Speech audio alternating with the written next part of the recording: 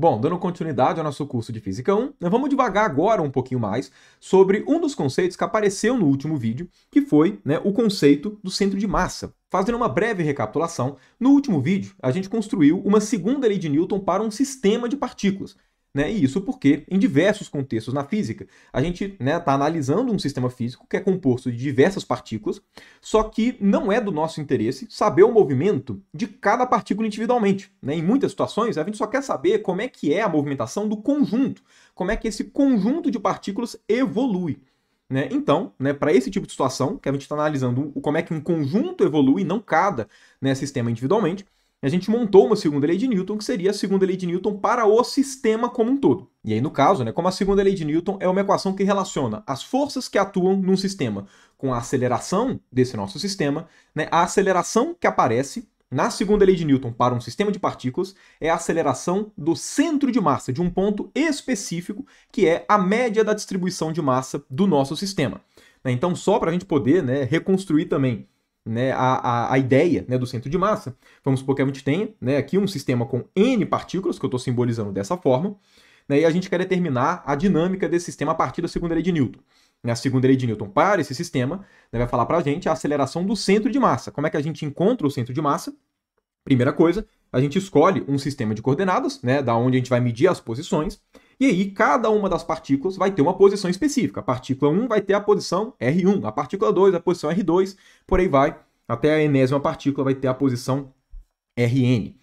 A partir disso, a gente tem uma expressão para a posição do centro de massa que saiu naturalmente dessa segunda lei de Newton, de um sistema de partículas, que é essa expressão daqui, que é literalmente uma média ponderada das posições das partículas do nosso sistema, sendo que essa média ponderada é feita de forma que as massas são os pesos dessa média, que é equivalente a dizer que essa posição do centro de massa é a média da distribuição de massa do nosso sistema. Bom, a partir dessa expressão daqui, a gente consegue determinar um ponto específico no espaço, que eu estou representando aqui por esse ponto verde, que é o que a gente indexa pela posição do centro de massa, que vai estar ali no caso, numa posição média entre todas essas partículas que compõem o nosso sistema. Levando em conta que a posição do centro de massa ela aparece naturalmente na segunda lei de Newton para um sistema de partículas, e que a segunda lei de Newton é a equação que rege a dinâmica de qualquer tipo de sistema mecânico, eu acho que é evidente a importância do centro de massa nas discussões de mecânica.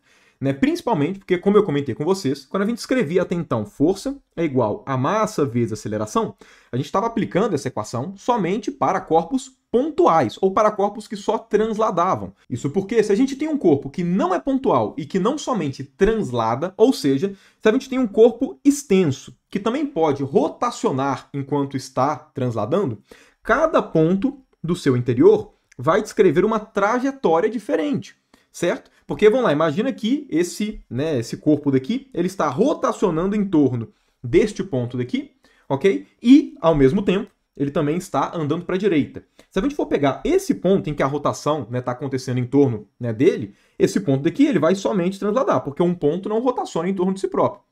Só que esse cara daqui, por exemplo, além de andar para a direita, também vai fazer um movimento de rotação. Então ele vai fazer uma trajetória dessa forma daqui, ok? Enfim, cada ponto diferente desse corpo, se ele não somente translada, ok? Vai descrever uma trajetória diferente. E aí a pergunta natural que surgia é, essa aceleração é a aceleração de qual ponto desse corpo? Ok? Porque se o corpo for pontual, beleza, é a aceleração do ponto que é definido o corpo. Se o corpo só translada, todos os pontos do interior desse corpo estão descrevendo a mesma trajetória. Então não tem nenhuma dificuldade em aplicar força igual a massa vezes aceleração para esse sistema. Agora, quando isso não acontece, enfim, quando o corpo não é pontual e quando o corpo também pode girar, aí vem aquela pergunta natural, essa aceleração mede a aceleração do que especificamente? Como é que eu aplico a segunda lei de Newton para esse corpo? E aí, no caso, essa construção de um sistema de partículas pode ser aplicada para esse contexto. Por quê? Porque qualquer corpo extenso pode ser pensado como sendo a união, a junção aqui no caso, de diversos corpos pontuais. Pega esse corpo e fatia ele. Ele é composto de diversas partículas. Então, essa dinâmica, determinar a segunda lei de Newton para um sistema de partículas também é, de uma forma indireta, determinar qual é a dinâmica para um corpo extenso qualquer, certo? Tratando esse corpo como sendo um aglomerado de partículas. E aí, no caso, a segunda lei de Newton ela pode ser aplicada para esses sistemas, né, levando em consideração que essa aceleração é a aceleração de quem? Do centro de massa. Ok? Então, mais uma demonstração de que o centro de massa é uma noção extremamente importante, né, na física. Né? Importante ao ponto de que a gente tem que saber calcular e tem que saber, né, algumas propriedades do centro de massa. Então, o meu objetivo com esse vídeo e com alguns próximos, né, que vão vir em sequência, é a gente divagar um pouquinho mais sobre o centro de massa. Né? O meu objetivo com esse vídeo daqui é mostrar duas coisas, basicamente. É mostrar como é que a gente pode pensar no centro de massa como sendo a média dos centros de massa parciais, que eu vou explicar o que significa isso, e também mostrar como é que a gente faz, né, para definir o centro de massa para um sistema de partículas contínuo e não um sistema discreto. Por quê? Porque quando a gente tem as partículas assim bem localizadas, né, corpos pontuais bem localizados no espaço, beleza, né, essa noção daqui faz bastante sentido. Agora, se eu tenho um corpo, como eu comentei, um corpo extenso, como é que eu faço para determinar o centro de massa desse corpo? Né, evidentemente, esse corpo, beleza, ele é composto, né, de diversas partículas, só que é um contínuo de partículas, digamos assim, certo? Não tem uma partícula aqui, outra partícula aqui, não, é um contínuo de partículas. Como é que a gente faz, né, para poder aplicar esse cara, né, para um sistema contínuo, para uma distribuição de massa contínua? E aí, nos próximos vídeos, né, eu vou calcular com vocês explicitamente o centro de massa de algumas distribuições de massa específicas, né, para a gente poder ficar bem consolidado, né, nessa noção de centro de massa, antes de seguir com as nossas discussões de momento linear, né, já que a noção de centro de massa vai ser bem importante. Ok? Mas então, beleza. Né, essa daqui é a nossa definição, né, do centro de massa para um sistema discreto de partículas. Ok? E, bom, a partir dessa expressão daqui, né, primeiro resultado que eu gostaria de mostrar, que é atrelado a essa noção de centro de massa, é que a gente pode fragmentar o centro de massa em vários centros de massa parciais, digamos assim. O que eu quero dizer? Vamos lá, imagina que a gente tem um sistema de 3 partículas para poder exemplificar, mas isso poderia ser feito com um sistema com um número de partículas genérico, ok? Então vamos supor que a gente tem uma partícula 1, partícula 2 e partícula 3. Temos aqui nossas 3 partículas, a gente quer determinar qual que é o centro de massa, né, dessa distribuição, né, de massa aqui, né, enfim, desse conjunto de partículas. Vamos supor que o centro de massa seja, sei lá, né, esse ponto daqui, ó. Imagina que esse centro de massa, o centro seja esse daqui, ó, sei lá, esse ponto. Então tá aqui o nosso centro de massa. Né? Por definição, o centro de massa aqui seria o quê? Vamos lá, posição do centro de massa, ele seria massa do primeiro corpo vezes posição do primeiro, mais massa do segundo, posição do segundo, mais massa do terceiro, posição do terceiro. Tudo isso, né, dividido pela soma das massas, né? M1, M2 mais M3. Para poder ficar mais fácil, eu vou escrever aqui simplesmente como sendo um Mzão, ok? E aí aqui, né, enfim, fica subentendido que esse Mzão é M1 mais M2 mais M3. Então essa aqui é a definição da posição do centro de massa. Agora, existem algumas situações em que a gente já estava trabalhando com uma parte desse sistema, de forma que a gente já conhecia qual que era a posição do centro de massa dessa parte do sistema. Por exemplo, imagina que antes de trabalhar com esse conjunto de 3 partículas, a gente estava estudando, por alguma razão qualquer, o comportamento dessas 2 partículas. Okay? Então a gente estava estudando essas duas para depois estudar o comportamento dessas duas juntamente com a terceira. Se a gente estava estudando o comportamento desse sistema das partículas 1 e 2 juntas antes de colocá-la junto com a terceira, então, naturalmente, a gente já tinha, né, o conhecimento de qual que era o centro de massa desse sistema. Como o centro de massa é a posição média da distribuição de massa do sistema que a gente está analisando, né, em um sistema de 2 partículas, evidentemente, né, a posição média vai estar, né, na linha que separa essas 2 partículas, ok? E aí vamos supor, né, que calculando o centro de massa dessas 2 partículas, a gente chegava na conclusão que o centro de massa estava neste ponto daqui, ok? Então esse cara daqui é o centro de massa, só que do sistema 1, 2, ok? Então eu vou chamar aqui de C1, 2. Então vamos lá, C1, 2.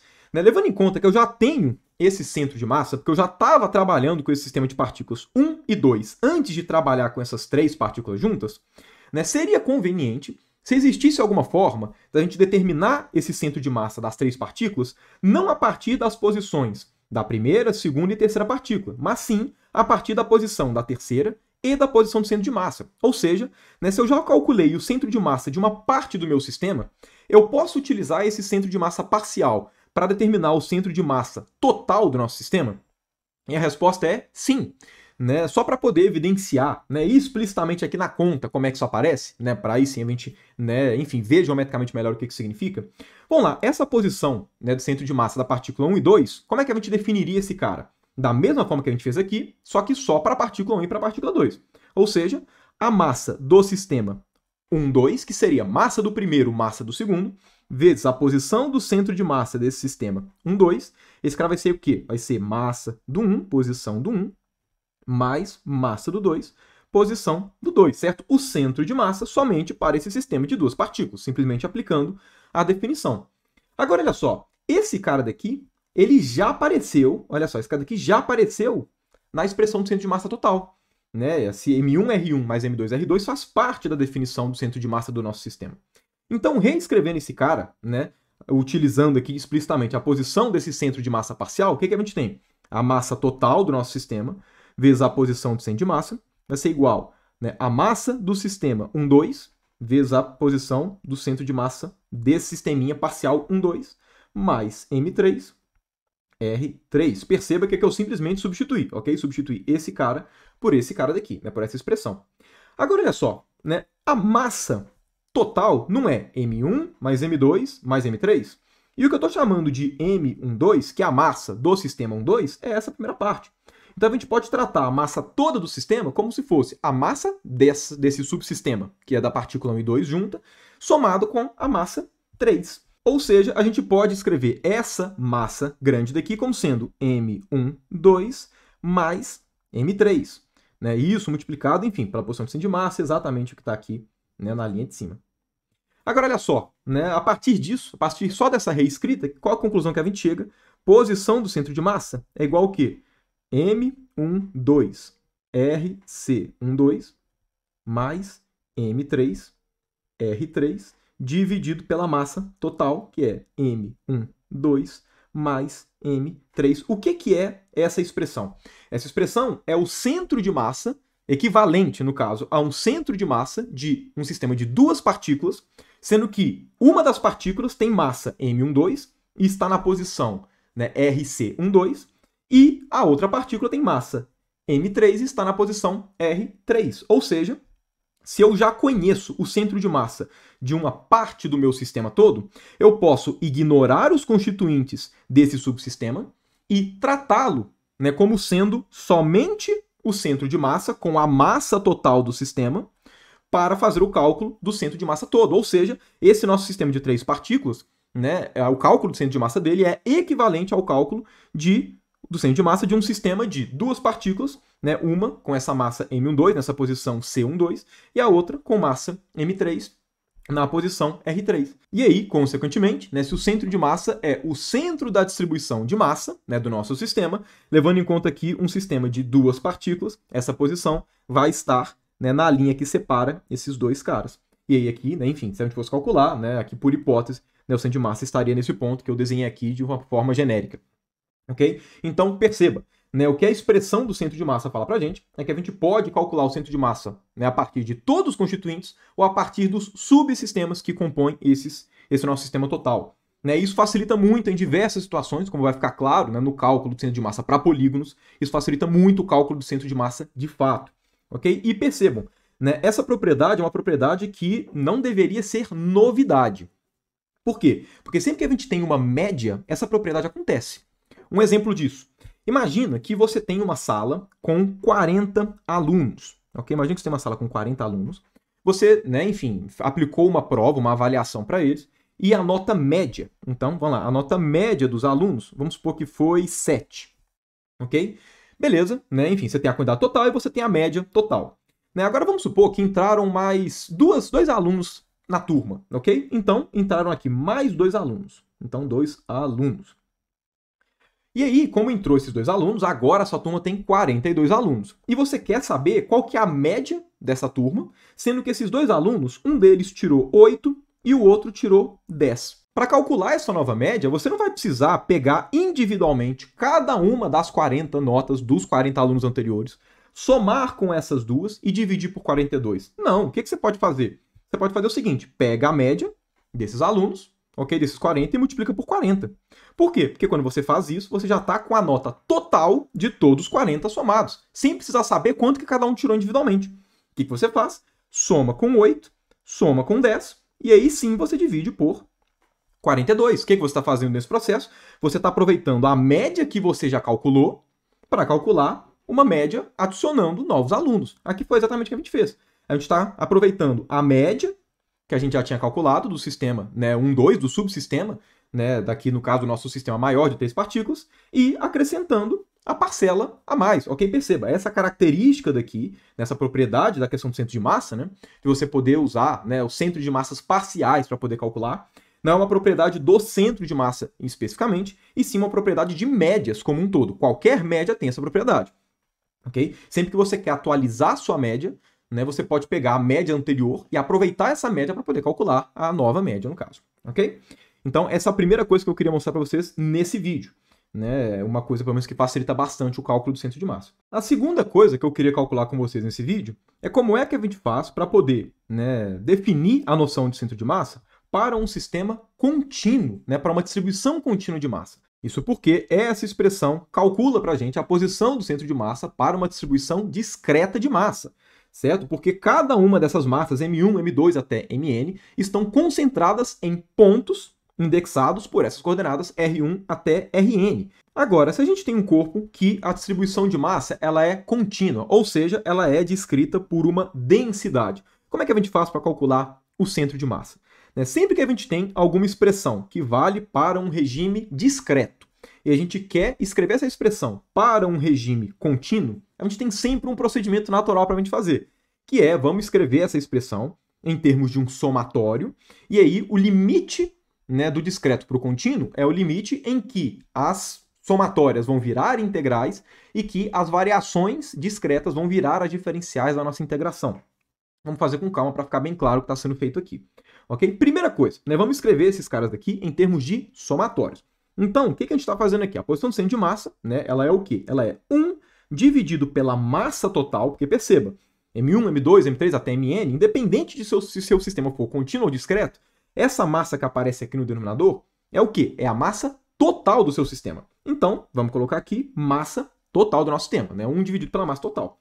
E aqui a gente tem o quê? Soma em todas as n partículas, ok? Vai da partícula aqui, n igual a 1 até n, em todas as partículas do nosso sistema. E aí, dentro do nosso somatório, vai aparecer m, n, r, n. Ok? A gente está somando aqui, né, os produtos da massa com a posição de cada uma das partículas. Para a gente pensar do limite do discreto para o contínuo, o que a gente faz é pega esse nosso corpo, que é um corpo contínuo, e picota ele em infinitos pedacinhos minúsculos, infinitesimais. Então, o que a gente vai fazer é pega um corpo qualquer, que tem uma distribuição contínua, e picota ele, então, em uma porção em infinitos pedacinhos, né, infinitesimais. Como cada um desses pedacinhos é infinitesimal, então a massa deles também vai ser infinitesimal, certo? Cada um desses pedacinhos vai ter uma massa dm, de forma que, né, se a gente quiser aplicar a nossa definição de centro de massa para esse, né, nosso picote desse corpo, vai ficar o quê? Vai ficar 1 sobre massa total, né, que seria a massa desse corpo todo,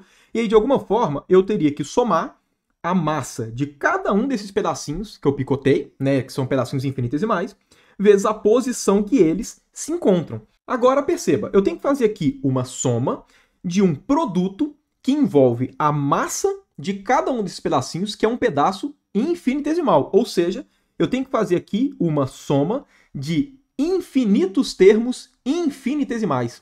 Que tipo de conta corresponde a essa soma? Uma integral, certo? Então, no limite contínuo, a posição do centro de massa ela é calculada como sendo a integral de R dm, certo? Ou seja, pega, né, as massas infinitesimais a partir de uma forma que você picotou o corpo, multiplica esses pedaços infinitesimais pela posição onde eles se encontram, e depois divide, né, esse cara pela massa total do corpo.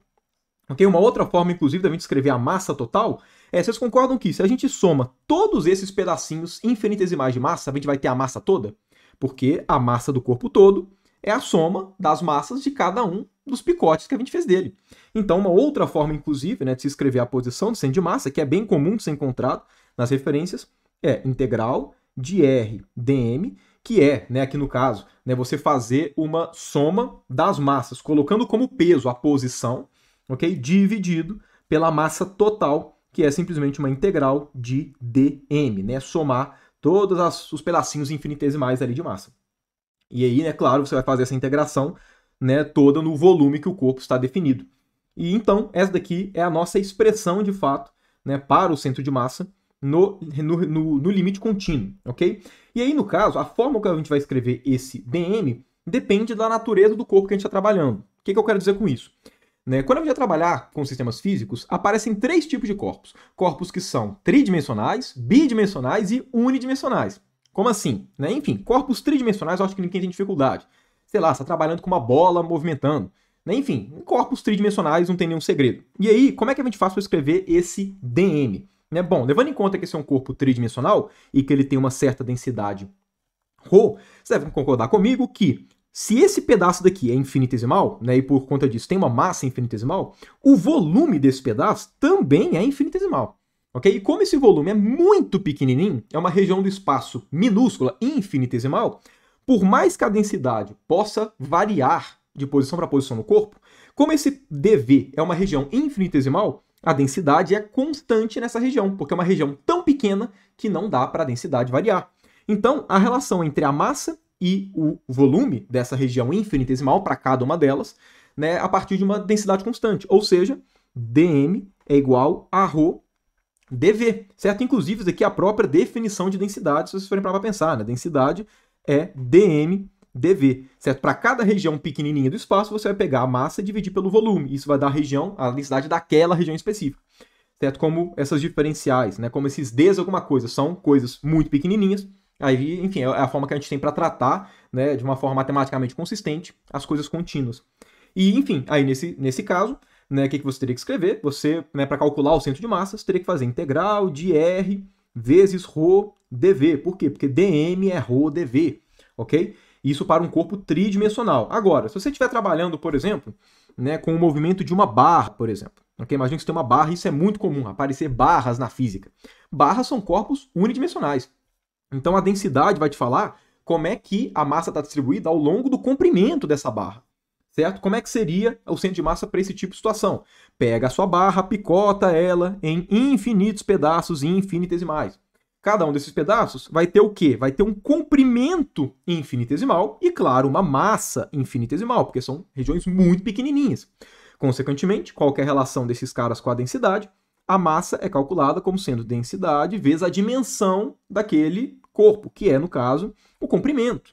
Então, para a gente calcular essa expressão do centro de massa, a gente teria que trocar o dm por ρdl, ok? Que é a forma para esse tipo de corpo de se escrever, né, aqui no caso, né, a distribuição contínua de massa. Né? E, né, o terceiro caso, imagine que você está trabalhando em uma situação física que você está trabalhando com placas, no caso. Certo? Enfim, com figuras que são bidimensionais. O que você faz para poder calcular o centro de massa? Mesma história. Picota esse cara em infinitos pedaços infinitesimais. Okay? Cada um desses pedaços, como você está fazendo um picote infinitesimal, vai ter uma dimensão infinitesimal, que aqui no caso vai ser uma área infinitesimal. E claro, como é uma região muito pequena, vai ter uma massa muito pequenininha.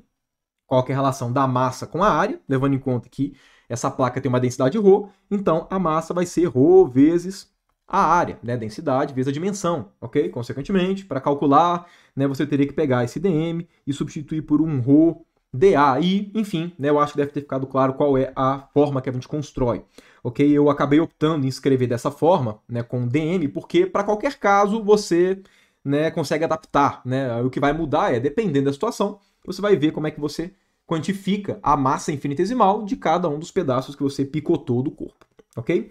E é isso. Essa, então, é a expressão, né, do centro de massa para um sistema contínuo. Né? Como eu sei que muitos de vocês, batendo o olho nessa expressão, vão ter uma certa dificuldade para, né, enfim, pensar como é que a gente faria um cálculo explícito, nos próximos vídeos eu vou calcular explicitamente, a partir dessa expressão, o centro de massa de algumas figuras, de alguns corpos físicos. Ok? E aí, né, enfim, a partir dessas aulas eu espero, pelo menos, que a forma que a gente tem de calcular essas integrais fique claro, né, fique bem entendível, porque, enfim, né, a noção de centro de massa é uma noção bem importante, né, para que a gente consiga continuar, né, enfim, para trabalhar com corpos que não são pontuais. Nesse sentido, vou encerrando o vídeo de hoje e volto com vocês então nos próximos para a gente fazer algumas continhas de centro de massa.